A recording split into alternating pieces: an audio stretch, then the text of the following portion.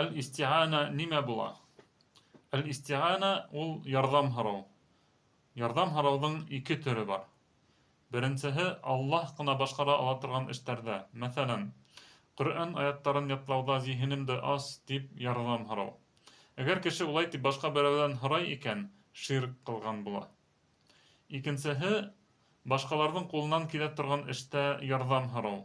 Мәҫәлән, мәсет төҙөүҙә ярҙамлашҡандар өсөн башҡаларға мөрәжәғәт итеү. Аллаһ Тәғәлә әйтә: وَتَعَاوَنُوا عَلَى الْبِرِّ وَالتَّقْوَى وَلَا تَعَاوَنُوا عَلَى الْإِثْمِ وَالْعُدْوَانِ. Изгелектә һәм тәҡвәлектә бер-берегеҙгә ярҙам итегеҙ, һәм дошманлыҡта һәм гонаһта ярҙам итмәгеҙ. Аштабаны сүрәһе 2-нсе аят. Пәйғәмбәребеҙ саллаллаһу алейһи вәсәлләм әйткән: кеше ҡәрҙәшенә ярҙам иткән һайын, Аллаһ уның үҙенә ярҙам итә. Муслим риүәйәте. Аңлашылыуынса, Аллаһтың ғына ҡулында булған ярҙамды башҡаларҙан, үлгәндәрҙән, ендәрҙән һәм башҡа ялған илаһтарҙан һорау ул ширк. Быны эшләүсе мосолман булмай. Әл-истиғаҙа нимә ул? Әл-истиғаҙа һыйыныу тигән ғибәҙәт. Төрлө яуызлыҡтарҙан Аллаһҡа һыйыныу. Ул да ғибәҙәт. Ислам таралғанға саҡлы ғәрәптәр сәфәр ваҡытында берәй ерҙә туҡтанылар иһә, ошо ерҙең хужаһына һыйынам тип әйтер булған. Йәғни ошо ерҙәге ендәрҙең хужаһына һыйынғандар. Сөнки улар төрлө зыяндан яҡлай ала тип ышанғандар. Пәйғәмбәребеҙ саллаллаһу алейһи вәсәлләм был ширк ғәмәлен тәүхидкә алыштыра һәм әйтә: кем дә кем берәй ҡәүемгә барып төшкәс, «Әғүҙу бикәлимәтилләһи тәммәти мин шәрри мә халаҡ», яғни мәхлүктәрҙең яуызлығынан Аллаһтың камил һүҙҙәренә һыйынам тип әйтә, шул урынынан ҡуҙғалып киткәнсегә саҡлы һәр яуызлыҡтан һаҡланыр. Муслим риүәйәте.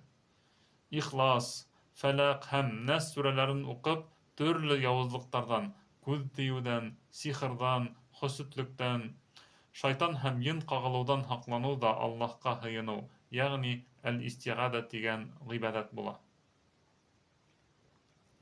Ҡорбан салыу.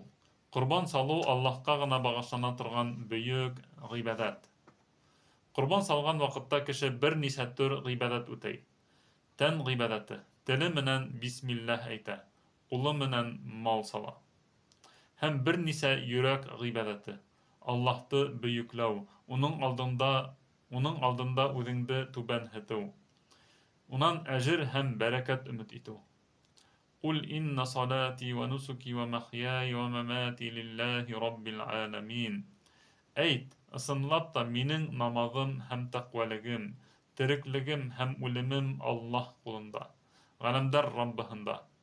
Мал-тыуар сүрәһе 162-нсе аят. Мал салыуҙың 4 осрағы бар. Беренсеһе ҙурлап, бөйөкләп, бағышлап ҡорбан салыу тик Аллаһҡа ғына бағышланырға тейеш. Мөшриктәр үҙҙәренең илаһтарына ҡорбан сала. Был ширк. Шулай уҡ сихырсылар ендәргә, шайтандарға бағышлап ҡорбан сала йәки салырға ҡуша. Бындай ғәмәлдәр кешене исламдан сығара. Аллам һаҡлаһын. Икенсенән, хәләл ризыҡ ит өсөн мал салыу. Был хәләл. Өсөнсөһө, берәй ваҡиға, никах йәки бала тыуыу уңайынан мал салып, яҡындарыңды йыйып ашатыу. Был да хәләл. 4-нсеһе, ярлыларға саҙаҡа биреү ниәте менән мал салыу. Был да хәләл. Быларҙың барыһы ла ғибәҙәткә керә. Сөнки мал салғанда Аллаһты ҙурлап бисмилләһ әйтелә. Әлеге көндәрҙә киң тарала башлаған бер күренеш ҡәберҙәр янында ҡорбан салыу. Был урындарҙа мал Аллаһ өсөн дә салынмай. Сөнки ярамаған ғәмәл, биҙәғәт була. Ә инде ҡорбан үлгәндәргә йәки әүлиәләргә бағышланһа, был ширк һанала. Әнәс ибн Малик радиаллаһу анһу риүәйәтенән Пәйғәмбәребеҙҙең саллаллаһу алейһи вәсәлләм шундай һүҙҙәрен еткерә: Исламда ҡәберҙәр янында ҡорбан салыу юҡ. Әбу Дауд, Ахмад һәм Әл-Байһақи риүәйәте. Нәҙер әйтеү. Нәҙер әйтеү кешенең Аллаһ алдында берәй ғибәҙәт ҡылырға яуаплылыҡ алыуы. Мәҫәлән, бер көн ураҙа тоторға йәки 2 рәкәғәт намаҙ уҡырға вәғәҙә итә, ти, һәм ул уны үтәргә тейеш. Юфуна бин-нәҙри ва яхафуна йәүмән кәнә шарруһу мустатира. Улар нәҙерҙәрен үтәй һәм яманлығы тарала торған көндән, хөкөм көнөнән ҡурҡа. Кеше сүрәһе 7-нсе аят. Аллаһ Тәғәләнең барлығын нисек белә алабыҙ? Уны инҡар итеп буламы? Аллаһ Тәғәләнең барлығына инаныу һәр кешенең тыумыштан килгән тәбиғи йәки фитри иманы. Уны тик тәкәбберлек арҡаһында ғына инҡар итеү мөмкин. Ләкин күңел төбөндә барыбер шик ҡала. Сөнки сәбәпһеҙ бер нимә лә килеп сыҡмай. Ерҙә ятып ҡалған аяҡ эҙе кемдеңдер был ерҙә булып үткәненә дәлил булған кеүек, беҙҙе уратып алған донъя Аллаһтың барлығын иҫбат итә. Эҙ. Икһеҙ-сикһеҙ ҡом сүллектә ятып ҡалған ишәк эҙҙәре. Уйландыра шул эҙҙәргә ҡарап. Эҙе булғас, барҙыр ишәге. Күҙ алдында һәр бер әйбер юҡтан килеп сыҡмағанда, әйтеп тора һәр береһе, оҫтам юҡҡа тир түкмәгәндә. Бар бит ул был ғаләмдең дә Аллаһ тигән мәшһүр оҫтаһы, юҡ ул Аллаһ тигән кафырҙың да йөрәгендә тора уның тамғаһы.